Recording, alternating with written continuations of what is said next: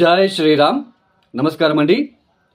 అందరూ కూడా ఈ వీడియోని స్కిప్ చేయకుండా చూడండి.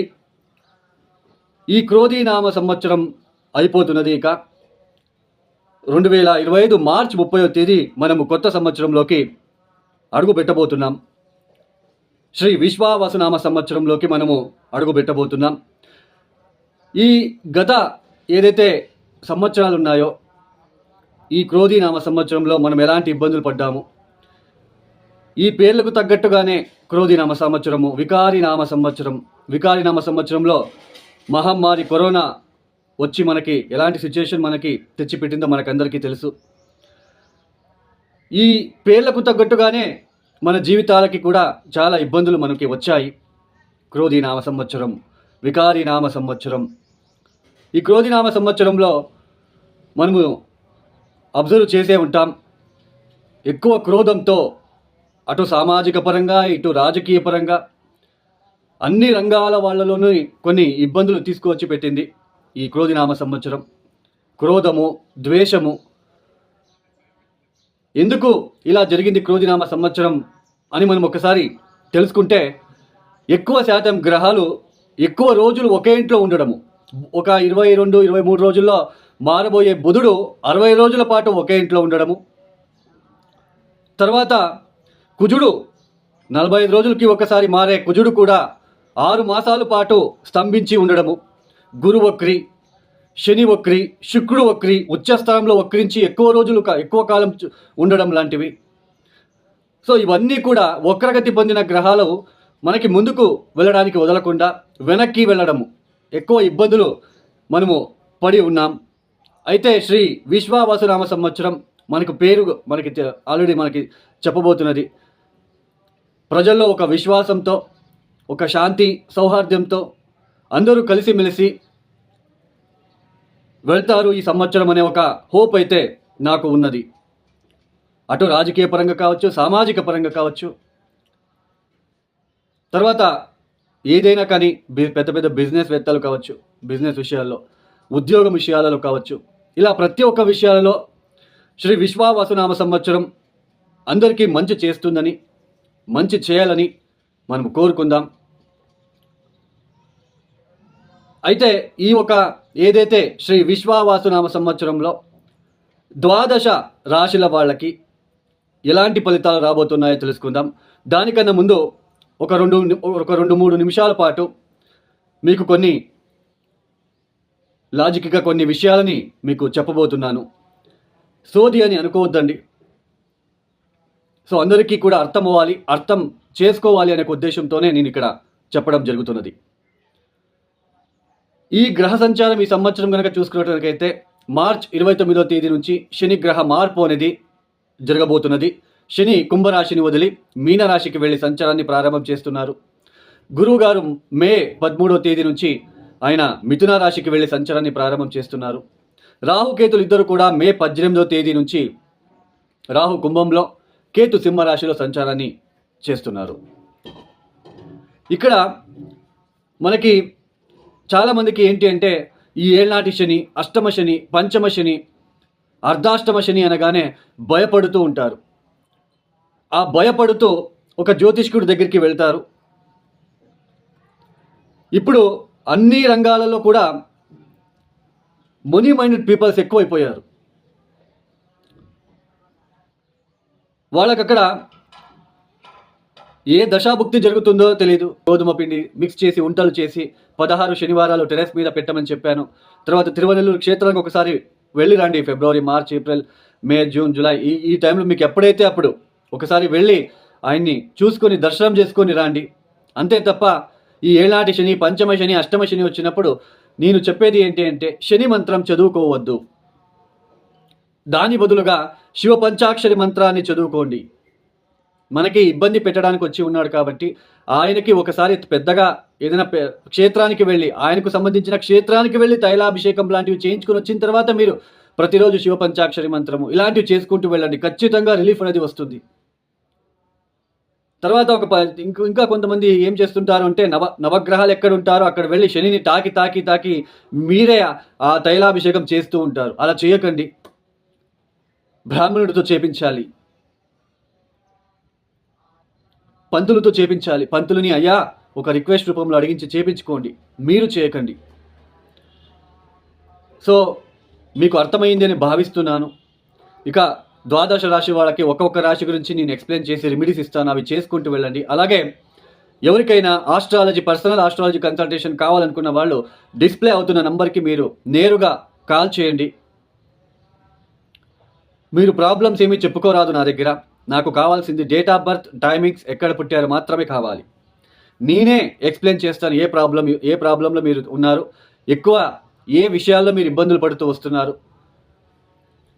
మీ టోటల్ జాతకంలో ఏ ప్లానెట్కి మీరు ఎక్కువ రెమెడీస్ చేసుకుంటే మీ జీవితంలో కొంచెం బాగుంటుంది, రాబోయే రోజులు ఎలా ఉంటాయి, ఇలా ప్రతి ఒక్కటి ఎక్స్ప్లెనేషన్ చేసిన తర్వాత మీరు ఏదైనా క్వశ్చన్స్ అడగవచ్చు. స్వయంగా నేనే మీకు కాల్ పిక్ చేస్తాను. మీకు ఎవరికైనా పర్సనల్ ఆస్ట్రాలజీ కన్సల్టేషన్ కావాలనుకున్న వాళ్ళు కింద డిస్ప్లే అవుతున్న నెంబర్కి నేరుగా నాకు కాల్ చేయండి. ఇక ద్వాదశ రాశిల వాళ్ళకి ఎలాంటి ఫలితాలు ఉన్నాయో ఒక్కొక్క రాశి గురించి మనము ఇక శ్రీ విశ్వావసునామ సంవత్సరంలో మీన రాశి వాళ్ళకి ఎలాంటి ఫలితాలు రాబోతున్నాయో తెలుసుకుందాం. ఈ యుగాది రోజు నుంచి జన్మ శని ప్రారంభమవుతున్నది. చంద్రుడు ఉన్న రాశి మీద శని వచ్చి పరిభ్రమణ చేస్తున్నాడు, అంటే ఆ స్థానంలో సంచారం అనేది చేయబోతున్నారు. మే 13వ తేదీ తర్వాత గురువు చతుర్థ స్థానానికి వెళ్ళిపోతాడు. అర్ధాష్టమ గురువు అని అంటాం. తర్వాత ఈ రాహుకేతువులు కూడా ఈ మే 18వ తేదీ తర్వాత రాహువు 12వ స్థానమైన కుంభరాశికి, కేతు 6వ స్థానమైన సింహరాశికి రాబోతున్నారు. ఇక్కడ ఈ మీనరాశి కథ అయిపోయింది అన్నట్టుగా కొంతమంది చెప్పడం జరిగింది. అయితే నేను ఇక్కడ ఒకటే చెప్తానండి. మీ జన్మ జాతకంలో గ్రహ దశ చూసుకోండి. చూడండి, ఇప్పుడు జన్మానికి శని వస్తున్నాడు. చంద్రుడు ఎక్కడైతే ఉంటాడో అక్కడ శని వస్తున్నాడు. అష్టకర్గ బిందులు ఎన్ని ఇచ్చాడో చూసుకోండి. తర్వాత ఒకవేళ చంద్ర మహాదశనో లేదా శని మహాదశ గనక జరుగుతూ ఉంటే అలాంటి వాళ్ళకి ఎక్కువ ఇబ్బందులు రావడానికి అవకాశాలు ఉంటాయి. ఎటువంటి ఇబ్బందులు? మానసిక పరంగా, శారీరక పరంగా, అవమానాలు, అపవాదాలు, ఉద్యోగం నుంచి బయటికి రావడం, ఉద్యోగం వదిలేసి బయటికి రావడం లాంటిది, శారీరకంగా అసౌఖ్యం, సరిగ్గా భోజనం చేయలేకపోవడము, కొన్నిసార్లు తింటే 3 టైమ్స్కి తినే ఒకేసారి ఫుడ్ ఒకేసారి తినేస్తూ ఉంటారు. ఈ జన్మశని వచ్చినప్పుడు అలాంటి ఇంపాక్ట్ అనేది ఉంటుంది. తర్వాత ఇక్కడ లేజినెస్, ఎక్కువసేపు పడుకోవాలి అని అనిపిస్తూ ఉంటుంది. ఈ సమయంలో ఏ పని చేయడానికి కూడా మనకి ఇంట్రెస్ట్ రాదు. ఇలాంటి సిచ్యుయేషన్. ఒకవేళ మంచి గ్రహ దశ జరుగుతూ ఉండి శని గనక అష్టకర్గ బిందులు ఒక 4-5 ఇచ్చి ఉంటే మేజర్గా మీకు నెగిటివిటీ ఉండదు. బాగా గుర్తుపెట్టుకోండి. ఒకవేళ 0, 1, 2 అష్టకర్గ బిందులు ఇచ్చి శని మహాదశనో లేదా చంద్ర మహాదశనో గనక జరుగుతూ ఉంటే ఎక్కువ ఇబ్బందులు, కష్టాలు వస్తాయి. మంచి గ్రహ దశ మీకు జరుగుతూ ఉంటే ఇబ్బందులు అంతగా వచ్చినా కూడా వాటి నుంచి బయటపడతారు అని అర్థం. ఈ జన్మ శని సమయంలో జమ్ స్టోన్ వేసుకోకండి, నీలమణి అస్సలు ధరించకండి. మీనరాశి వాళ్ళకి శని, మీనరాశి లేదా మీన లగ్నం వాళ్ళకి శని వ్యయాధిపతి, లాభాధిపతి అవుతాడు. అంటే నెగిటివ్ ప్లానెట్ మీకు. ఆ శనిగ్రహ మంత్రం చదువుకోవడము, ఆ నీలమణి వేసుకోవడము చేయకండి. శనిని మెప్పించే పనులు చేసుకోవాలి. సహాయ సహకారాలు అందించడము, వృద్ధాశ్రమాలకి బీర్వాల్ లాంటివి, గాడ్రేజ్ బీర్వాల్ లాంటివి వృద్ధాశ్రమాలకి డొనేషన్ ఇవ్వడము, ఎక్కువ కాలభైరవేశ్వర గాయత్రి మంత్రం చదువుకోవడము, ఒక 108 రోజులు వర్షణ ప్రదోష కాలంలో సాయంత్రం పూట నల్ల నూల ఒత్తులని శివాలయంలో వెలిగించడము, బూడిద గుమ్మడికాయ దీపాన్ని పెట్టడము, రోడ్ సైడ్ ఉన్న వాళ్ళకి బెడ్షీట్ లాంటివి ఇవ్వడము, వృద్ధులకి సహాయ సహకారాలు అందించడము, మార్నింగ్ 5 గంటల కల్లా లేచి కూర్చోవాలి. పని ఉండని, పని లేకపోయి 5 గంటలకు లేచేయాలి. ప్రాణాయామం అంటే వ్యాయామం లాంటివి చేయడము, అంటే మెడిటేషన్ లాంటివి చేసుకోవడము, ఎక్కువ ఈ సమయంలో వాకింగ్ చేయండి.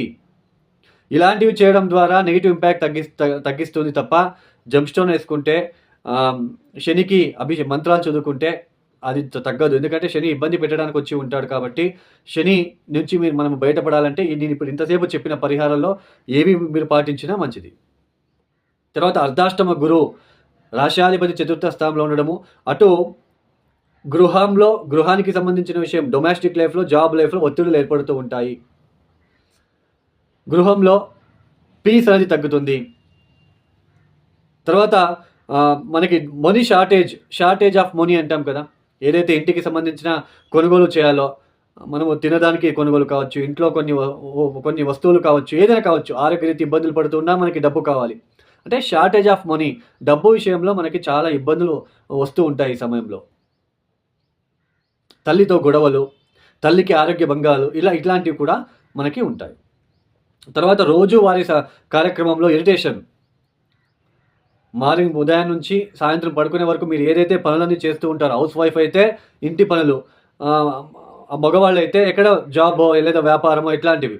ఆ విషయాల్లో బాగా ఇరిటేషన్ ఫీల్ అవుతూ ఉంటారు. నేను ఒక్కడే చేయాలి, ఏం కర్మ నాది అన్నట్టుగా ఉంటుంది ఈ సమయంలో. సో అర్థమైంది కదా. మీనరాశి వాళ్ళు భయపడకుండా నేను చెప్పిన పరిహారాలు చేసుకోండి. తర్వాత జెమ్ స్టోన్ ఇలాంటివన్నీ మానేయండి, పక్కన పెట్టేసేయండి. అలాంటివి మీరు చెవులకు కూడా వేసుకోకండి. కొన్ని రెమెడీస్ నేను ఏదైతే చెప్పానో అది చేసుకోండి. ఒక 9 గురువారాలు శనగుగ్గులని దక్షిణామూర్తి ఆలయానికి వెళ్ళి నైవేద్యం రూపంలో పెట్టించి అక్కడ ఉన్న వాళ్ళకి అందరికీ పంచి పెట్టడానికి ప్రయత్నాలు చేస్తూ ఉండండి. ఈ రెమెడీస్ మీరు పాటిస్తూ ఎల్లప్పుడూ మీకు సుఖ సంతోషాలు మీకు మీనరాశిలో పుట్టిన ప్రతి వ్యక్తికి కూడా అందాలని కోరుకుంటూ, ఇక వీడియో మీకు నచ్చితే లైక్ చేయండి, షేర్ చేయండి, సబ్స్క్రైబ్ చేసుకోండి. సర్వే జనో సుఖినో భవంతు. ధన్యవాదములు. జై శ్రీరామ్.